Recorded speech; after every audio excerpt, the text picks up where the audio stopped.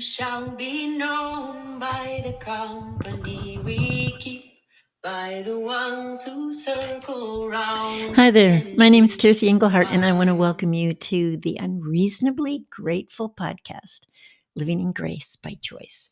So, welcome back for those of you who have been with me for a while. If you're new, welcome. Grateful to have you. Glad that you're here. Glad to be here with you.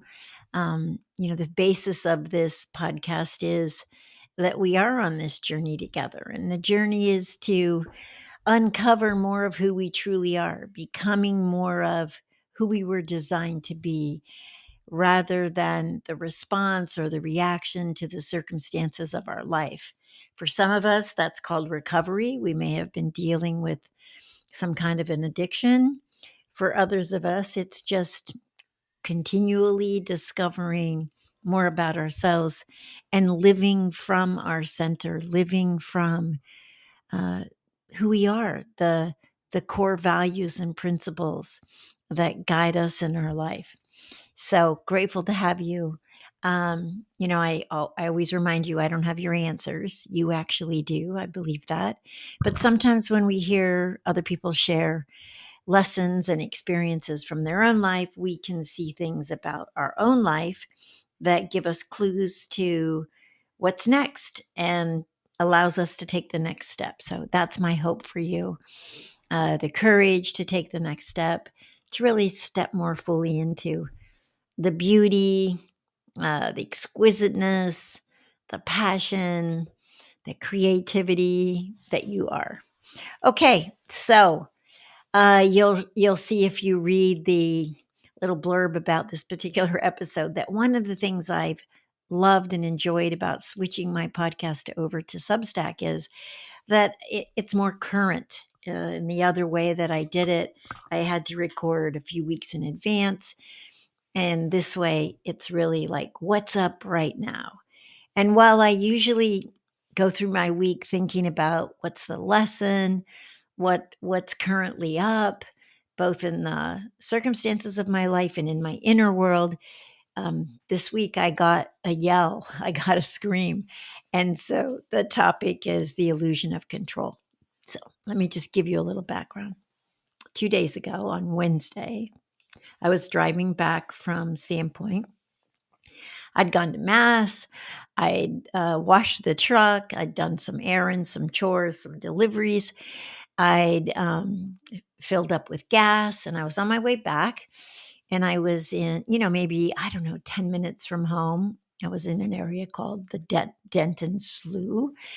And I can't tell you exactly what happened, but all of a sudden I had this experience of I could see that I was veering off the road. I could feel that on the right-hand side, I was hitting some gravel and some dirt.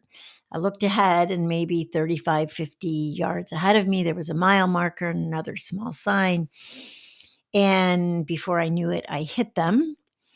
And while I attempted to get back on the road, my husband says I must have overcorrected, or maybe the impact of the signs pushed me to the left, but I crossed over a 2-lane road. It's a rural road. And I landed in the grassy slip on the other side of the road. And I had the thought that I was going to settle and stop there. And then the car started to roll, and I actually flipped and ended up upside in a little bit of a ravine on that side of the road. And my experience of the turning, the flipping over, the rolling of the vehicle felt like slow motion. And I could hear this kind of hiss and vacuum sound as what I now know is called like the air curtains come down, and they basically shield the passengers from breaking glass. And I didn't have airbags inflate that held me in or pressed against me at all. But I was, in fact, hanging upside down by my seat, my seat belt in my seat upside down. These curtains were there, which made the car kind of dark. And I could smell gas. And pretty soon I was kind of gathering my senses about where I was. And then I heard someone say, "Are you okay? Are you in there?" And I started to communicate. I said, "Yes, I'm okay. I don't know how to get out." And I heard this person go around the vehicle and kind of slap the windows. Maybe they were trying the doors. And eventually they said, "Can you unlock the doors?" Well, in my upside down orientation, I was looking for door locks in the wrong place because I was looking for them where I would usually find them, but they were below me because I was hanging upside down. At that point, I realized, okay, I need to get out of my seatbelt. I tried pushing it a couple times, nothing happened. And then I pushed it and I fell because I was hanging upside down. So I fell and hit my head against the roof of the car.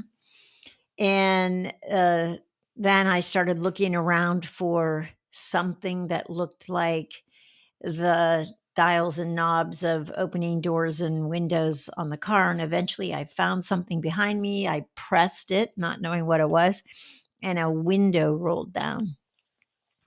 So I told the person I got a window down. I kind of pushed against this air curtain that had gasoline on it. He stuck his hand in. I was able to gather my phone and my purse. I'm not quite sure how I found them, but I found them and I climbed out the window. And miraculously, I didn't have a scratch on me. Wasn't hurt. The biggest pain was my head and neck, where I dropped myself onto the roof of the car.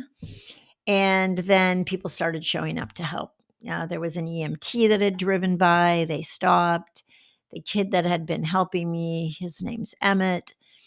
And my experience was being totally taken care of. The EMT took my vital signs. Everything was normal, which I've learned in the past. I'm really good in crisis, in emergency. I just don't get flustered. So, anyhow, they asked me some questions, filled out forms, I signed things. They moved me to a better spot. Fire trucks, all that started showing up to get people out of the way, get the vehicles out of the road. And then I called my husband. Eventually, he came. And then we called a tow truck. The truck was totaled. I told my husband when I called him, "Baby, I really messed up the truck." And anyway, I've been thinking since then. So this is 2 days now. That was the day before yesterday, around 2:30. It's about 2:30 right now. So it was at 48 hours. And first of all, what I want to share with you is I've been practicing gratitude for a really long time. And I can keep my attention on what I'm grateful for. But just like when we were in the LNU complex fire in California, and now this time I've never been in a big accident. When there is a crisis, there is a new level of gratefulness that's available. Unfortunately, while we could access that at any time, we don't. And there's so much that we take for granted, that after an event like that, um, I notice how much I take for granted. I notice how going through my day, how had that accident turned out any differently, I wouldn't be able to do what I'm doing. Had someone else been hurt, had another car been involved. As it was, miraculously, I had crossed, a 2-lane road. I had crossed a 2-lane road, didn't hit anyone. No one hit me, didn't hit a tree where there's lots of trees, and virtually walked away unscathed. So I still am living in that sort of bubble of appreciation and gratitude. And while we're navigating the details of insurance and a vehicle and all those things, I notice I'm less attached. I notice I have access to more love and appreciation. And so I'm sharing this because I don't want you or me again to have to go through an experience like that. But I do want us to be able to access that level of gratefulness. And so I'm still looking at what's the deeper lesson. And there's a couple of whispers. And I do believe that if we listen to the whispers, maybe we don't have to have the screams. So one of those is my husband was, "Do you think you nodded off?" And I was like, "Wow, I wasn't tired. I was looking forward to getting home a little bit earlier, having tea with you and Rocky." So if I nodded off and then kind of came to, then I'm curious why. So I'm going to get some blood work done. I've been Googling, like, what would have that happen? But it has me seeking more answers. And again, I share that because there are always whispers and lessons in all of our lives. And it doesn't have to take a bad accident or a near miss to wake us up to them, to listen to them. Every person in our life is an opportunity for us to learn something. And while we were talking to one of our Mollies, Matthew's daughter Molly, today, and I was saying how you can usually tell that your higher power, God for me, is communicating is I usually resist. I don't want to do what I'm being led to do. And yet, that's often the next step. That is what there is to step into. That is responding to a whisper so you don't have to get to a scream. And so I want to ask you this week. One, you could take a look at what are the whispers in your life that perhaps you're ignoring or not listening to. And then what would be a step you could take to listen to that whisper, to respond to that whisper, trusting that there is something or someone else more in control than you are. When people ask me, so what happened at 48 hours? And I'm saying, I lost control, because it's an illusion sometimes, most of the time, that we are in control. And yet we're attached to that experience.